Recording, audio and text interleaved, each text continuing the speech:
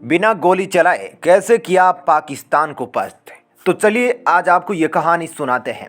मैंने कहानी इसलिए कहा क्योंकि इसे सुनने के बाद आप यकीन नहीं करेंगे कि यह सच भी हो सकता है, पर यह सच है।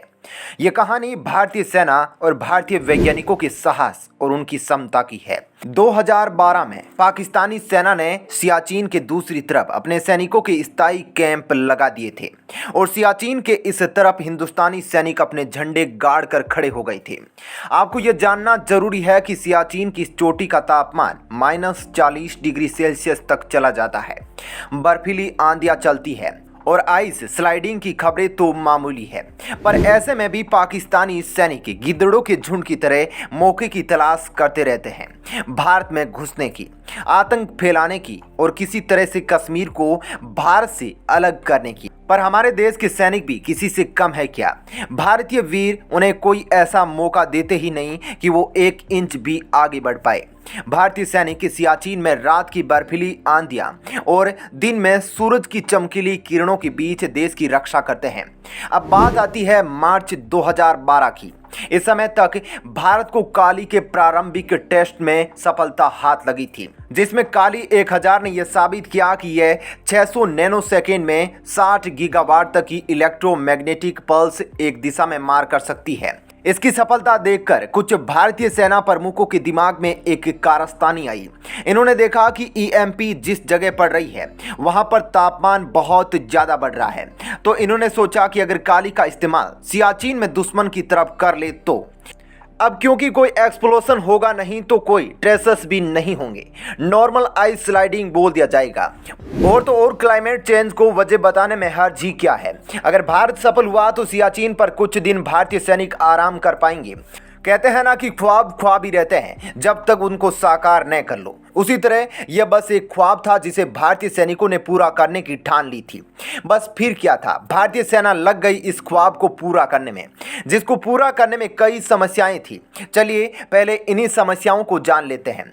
सबसे बड़ी समस्या थी काली का साइज, जिसकी एग्जैक्ट डायमेंशन किसी भी आम जनता को पता नहीं थी, पर बस ये पता था कि अब यह बहुत बड़ी है और इतनी बड़ी मशीन को दुश्मन की आंखों से बचाकर इसका इस्तेमाल कर पाना मुश्किल था, क्योंकि यह सीधी रेखा में वार करती है तो इसे दुश्मन की साइड से चलाना पड़ता है। वो थोड़ा और मुश्किल हो जाता कि नहीं।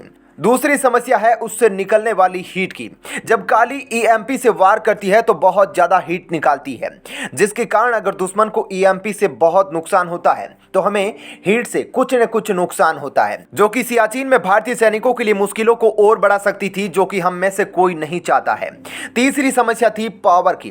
काली की पावर रिक्वायरमेंट काफ़ी ज़्यादा होती है, क्योंकि यह 60 गीगावाट की ईएमपी बनाता है, जिसके लिए इसे बहुत ज़्यादा इलेक्ट्रिसिटी की ज़रूरत होती है और ज़्यादा ऊंचाई में इलेक्ट्रिसिटी की कमी पहले से एक समस्या है, तो इसके लिए इलेक्ट्रिसिटी प्रोवाइड करवाना वहां के कई कामों को रोक सकता था। सबसे आखिरी और सबसे बड़ी समस्या थी सिक्योरिटी और सीक्रेसी की। यह बहुत ही बड़ी जिम्मेदारी थी जिसे भारतीय सैनिकों ने बहुत अच्छी तरीके से संभाला और अंजाम दिया था। इस ऑपरेशन को व्हाइट वॉश नाम दिया गया था। इस ऑपरेशन में बहुत लोगों की जरूरत थी, पर सबको उतना ही बताया गया जितना उनका काम था, न उससे ज्यादा न उससे कम। काली का निर्माण बार्क में किया गया था, जो कि ट्राम्बे में था। इसके वेट, साइज और लोकेशन ऑफ अटैक को दूर करने के लिए प्लेन को चुना गया और वो प्लेन थे IN-76।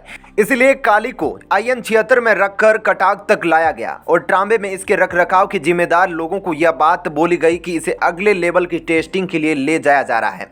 जब तक कटाक लाया गया तो पावर की समस्या को दूर करने के लिए काली को एक जहाज के इंजन से जोड़ा गया, जिससे काली की पावर रिक्वायरमेंट की समस्या तो खत्म हो गई, पर इसे ज्यादा दिन तक कटाक में नहीं रख सकते थे। पर अभी भी IN-76 की सुरक्षा की समस्या का समाधान नहीं हुआ था, जिसके चलते IN-76 को कटाक की सहारनपुर लाया गया। इसे यहां तक लाने के पीछे एक वजह कटाक की सियाचिन से दूरी भी थी। IN-76 में रखी काली की सिक्योरिटी के लिए सहारनपुर एयरबेस पूरी तरह से बंद कर दिया गया था। वहां पर लगे सैनिकों को बस ये आदेश दिए गए थे कि वो किसी को अंदर न आने दें, लेकिन उन्हें यह नहीं बताया गया कि क्यों।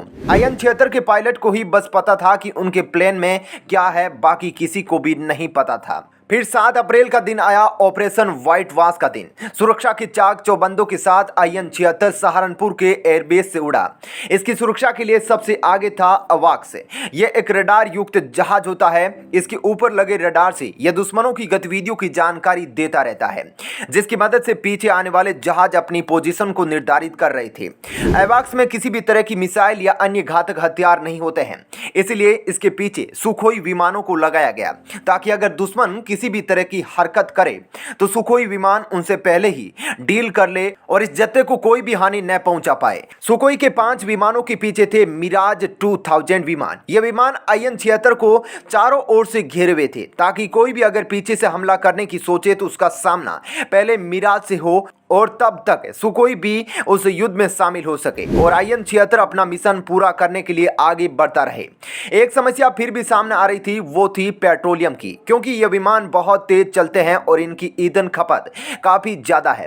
तो जब भी इन विमानों को किसी भी ऑपरेशन में भेजा जाता है तो आर्म्ड फोर्स कोशिश करती है कि इन विमानों में ईंधन भरा हुआ हो, जिससे कि किसी भी विषम परिस्थिति में आने पर विमान वापस लंबे रास्ते से ही सही पर वापस भारत आ सके। इस ऑपरेशन में भी मिड एयर रिफ्यूलिंग का कार्य किया गया, जिसे अन्य IN-76 विमान ने किया, पर इतनी सुरक्षा की जरूरत नहीं पड़ी, क्योंकि पाकिस्तान को किसी बात की कोई भनक नहीं लगी।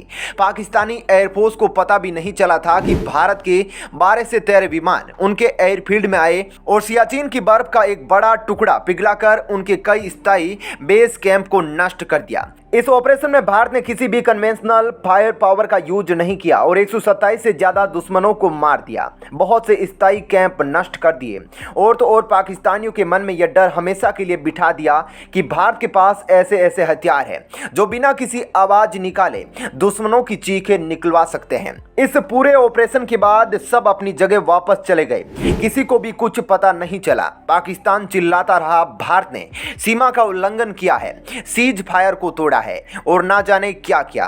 पर जब UN और अन्य देशों ने सबूत मांगे तो उसके पास दिखाने के लिए कुछ भी नहीं था, क्योंकि भारत ने किसी भी तरह से कोई भी निशान नहीं छोड़े थे। पाकिस्तानी जासूसों को कुछ पता नहीं चला, क्योंकि भारत ने ऐसे काम किया जैसे दोनों हाथों ने काम कर दिया हो, पर हाथों को भी नहीं पता क्यों। भारत ने कभी उजागर नहीं किया कि उसके पास ऐसा हथियार है जो हवा में दुश्मनों के हथियार खराब कर सकता है, और अब भारत ने दुनिया को अपनी क्षमता दिखाने का सोचा। इसलिए भारत ने काली से जुड़े हुए कुछ पेज दुनिया और आम जनता के सामने रख दिए, जिससे पाकिस्तान फिर से चिल्लाने लगा है कि भारत ने 2012 में काली का इस्तेमाल कर सियाचिन में आइस स्लाइड करवाया था, पर भारत ने कभी भी इस चीज को दुनिया के सामने नहीं माना।